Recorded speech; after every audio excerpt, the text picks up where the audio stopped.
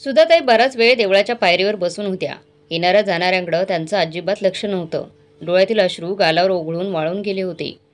राहून राहून त्यांना सकाळचे मुलाचे आणि सुनेचे बोलणे कानात तप्त शिशे ओतल्यासारखे ऐकू येत होते. राहून राहून तेच शब्द तीच वाक्य फेर धरत होती आणि स्वतःचं मन विचारत होतं त्यांना, मी कुठे चुकले? नक्की मी चुकले का? का मी सुनेचे जास्त लाड करून तिला लाडवून ठेवलं?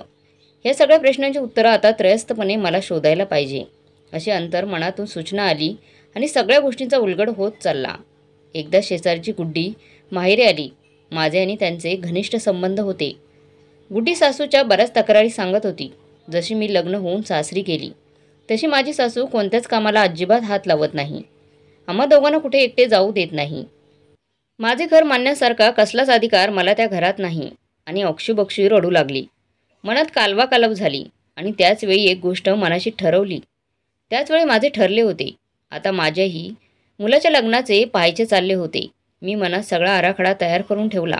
मुलगी लग्न होऊन सासरी गेली होती. आता सून आणायची. मुलाचे लग्न थाटामाटात पार पडले. सगळी हौस मौज करून घेतली आणि तिथून नवी सासूबाईची नवीन आयुष्याला सुरुवात झाली. तिची जशी नवीन सून म्हणून सुरुवात झाली तशीच माझी सासू म्हणून सुरुवात झाली. ती उठायच्या अगोदर झाड लोट सडा रांगोळी व्हायची. मला काय दररोज लवकर उठायची सवय आहे. शिवाय तिला नवीन जागा नवीन नाती ॲडजस्ट व्हायला वेळ लागेल ना. स्वयंपाकातही मी बरेच काम करू लागत असे तिला. तिला एवढी सवय नव्हती. शिवाय अंगावर काहीच न पडल्यामुळे उरकताही येत नव्हतं. शिकेल हळूहळू, मन म्हणाले. एक दिवस यांना म्हणाले, अहो आपल्याला त्यावेळी कुठे नवीन असताना फिरायला जाता आले नाही, मजा करायला मिळाली नाही. जाऊ दे त्यांना 2-4 दिवस फिरायला. हे पण काही आडेवेडे न घेता हो म्हणाले. सकाळीच मुलाला म्हणाले, जरा 4-5 दिवस तुम्ही फिरून या कुठेतरी. आणि ते दोघे फिरायला गेले. तिला एकटीला कोणतीच काम जबाबदारीने करून दिले नाहीत. सगळ्या कामात मी जबाबदारीने पुढे होऊन करत असे. दुसरी मुलगीच मानले होते ना तिला. सगळ्या गोष्टी तिच्याबरोबर मी शेअर करत होते. असे करता करता तिला पुढे शिकण्यासाठी प्रोत्साहनही दिले. तुला काय आवडेल ते कर. पार्लर शिलाई सगळ्यात ती परफेक्ट झाली. मी सगळी कामे करत होते आणि तिला भरपूर रिकामा वेळ देत होते. अधूनमधून एखाद्या दिवशी तिला बाहेर घेऊन जात जा रे जेवायला, कधी फिरायला, कधी पिक्चरला, कधी 2 दिवसांची ट्रीप. प्रत्येक सणाला साडी किंवा कधी ड्रेस, कधी ज्वेलरी आणि बरेच काही. मी माझी सासू होण्याची हौस पुरेपूर भागवून घेत होते. सगळे कसे माझ्या दृष्टीने मस्त चालले होते. मुलगा त्याच्या व्यस्त कामातून वेळ काढत असे. तोही आम्हा दोघींचं एकमेकीशी खूप जमते हे पाहून खुश होता. अशातच एक दिवशी गोड बातमी मिळाली. आता तर सासूची मी आजी होणार होते. तिचे खूप लाड करायचे ठरवले होते. तिला पहिल्यापासूनच खूप जपलं होतं. 4 चोळी 7व्यातले डोहाळे जेवण, चांदण्यातले डोहाळे जेवण, होडीतले डोहाळे जेवण, कुठे ठेवू कुठं नको असं करू झालं होतं मला. अगं सावकाश, अगं हळू हे शब्द तर पाठ झाले होते. नवीन नवीन पदार्थ करून खायला घालायचे. काय हवं काय नको ते पाहायचं. सारखी तिच्याच पुढे मागे मी असायची. आता माझी पण बरीच दमणूक व्हायची. पण आजी होण्याच्या आनंदापुढे हे दुखणे जवळ येऊ द्यायचं नाही असं ठरवलं होतं.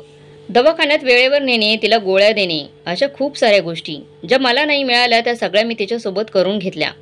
तिचे पाय खूप दुखत तर पायाला तेल लावून देणे, गरम पाणी करून त्यात पाय शेकून देणे, अशा सगळ्या गोष्टी मला ज्या कळाल्या समजल्या त्या मी केल्या. एके दिवशी एक छान गोंडस मुलीने मला आजी केले. सुंदरशी परी राजकुमारी आमच्या घरट्यात आली, जिने मला आजी केले. माझी दुधावरची साय, तिला कुठे ठेवू कुठे नको असं झालं. तिचे कलाकलाने वाढणे पाहण्यात माझा सगळा दिवस जाई. ती थोडीशी राहण्यायोग्य झाली की सुनबाईला भांडवल घालून पार्लर सुरू करून दिले. छोटी आता आमच्या दोघांची जबाबदारी झाली. तिचे सगळे गोड कौतुक करण्यात आम्हा दोघांचे आजारपण आणि वय विसरले. तिच्यासोबत आमचा दिवस कधी उगवायचा कधी मावळायचा हेही समजत नव्हते.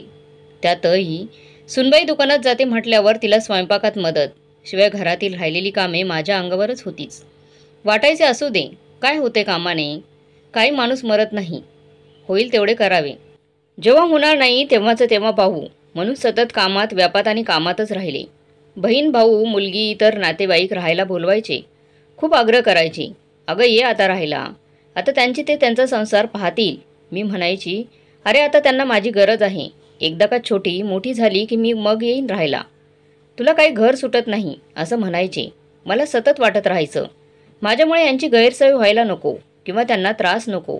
मी नेहमीच माझ्या मुलीला डोळ्यासमोर ठेवून सुनेचे सगळं करायची. वाटायचं माझ्या मुलीला तिच्या सासूने असे केले तर तिला काय वाटेल, तसे केले तर काय वाटेल, अशी तुलना मनात करून मी तिला सतत जपत राहायची. मग माझे हेच चुकले काय? हा प्रश्न वारंवार मनात येत होता. तिला या सर्व सुखाचे ओझे झाले असेच ठामपणे वाटले. सकाळी मी बाहेरून आले तर त्यांच्या रूममधून मोठ्याने भांडणाचा आवाज येत होता. मला तुमच्या आईने आत्तापर्यंत माझ्या मनाने काहीतरी करू दिले आहे का? सगळं आपलं त्यांच्याच मनाने. तुम्ही तरी कधी तुमच्या मनाने मला बाहेर नेलंय का? त्या म्हणाल्या फिरायला जा की चल फिरायला, पिक्चरला जा की जा. त्या म्हणाल्या ट्रिपला जा की जा. त्या म्हणाल्या आता बाळाचा विचार करा की आपण चान्स घेतला. खूप छोट्या छोट्या गोष्टी सुद्धा त्यांच्याच मनाने. साडी घे म्हणाले की साडी घ्या, दागिने कर म्हणाले की करा. सतत स्वयंपाकघरात लुडबुड असतात त्यांची. मला काहीच करू देत नाहीत. आणि बरेच काही मनातले ते बडबडत होती. खूप दिवसांचे साचलेले ओकारी झाल्यासारखे बडबडत होती ती. मुलगा म्हणाला, अगं आई बाबा तुझ्यासाठी किती करतात, तिला वाईट वाटेल, असं बोलू नको. घ्या घ्या त्यांचीच बाजू घ्या. मला काय वाटेल ते बघू नका. पण आता मला हे सगळं नकोसं झालं आहे. एक तर त्या घरात राहतील किंवा मी. त्यांची लुडबुड मी अजिबात खपवून घेणार नाही. पुढचं ऐकायला मी तिथे थांबलेच नाही. वाटलं मी आपलं समजून करत होती. आता सून व्हायचे सोपं झाले, सासू व्हायचं अवघड झाले. बऱ्याच आठवणी, बऱ्याच ठिकाणी मला काय माहिती हे असं होईल. सुखाचे सुद्धा ओझे होऊ शकते. अरे बापरे, आता काय? एकच निश्चय मनात पक्का झाला. उठून देवासमोर जाऊन शांत मनाने नमस्कार केला आणि घराकडे परतले. तिचे आईवडील घरी आलेले. त्यांचे बोलणे बहुतेक झालेच असावीत म्हणून ते आले असतील. असो. हे बेचैन होऊन फेऱ्या मारत होते. इतका वेळ कुठे गेली होतीस? अहो देवळात गेले होते. तिथे मैत्रीण भेटली. त्यांना कशाचीच कल्पना नव्हती. अरे आज अचानक? काहीच माहिती नसल्याचा आव्हानात मी त्यांना विचारलं. सहजच, असे ते दोघे बोलले. ठीक आहे. मुलगा आणि सुनेला समोर बोलवले आणि सांगितले, आम्ही दोघेजण 1 महिन्याच्या ट्रिपला जात आहोत.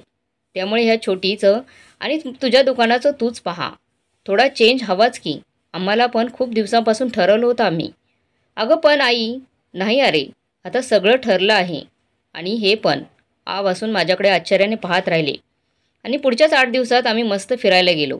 आत्तापर्यंत आम्ही आमचा संसार केला. मुलाच्या संसाराच्या मोहाने मी पुरती गुरफटून गेले होते. एक निश्चय केला. आता परत गेल्यावर कशातच न पडता आपण आपले छंद जोपासत मस्त एन्जॉय करायचा.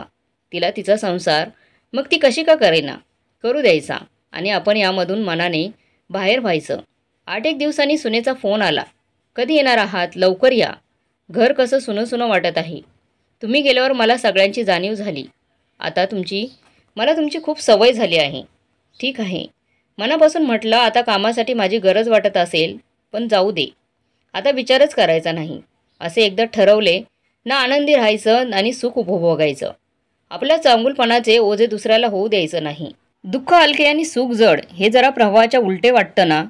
मी माझ्या मनाशीच ठरवलं म्हटल्यावर मी माझंच काय कोणाच्याच मनाचं ऐकणार नाही असं नाही.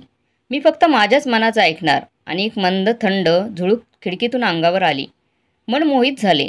अंगावर सरसरून काटा आला आणि हा अनुभव मी बंद डोळ्याने मस्त करून घेतला आणि या कानावर एक सुंदरसं गाणं ऐकू आलं.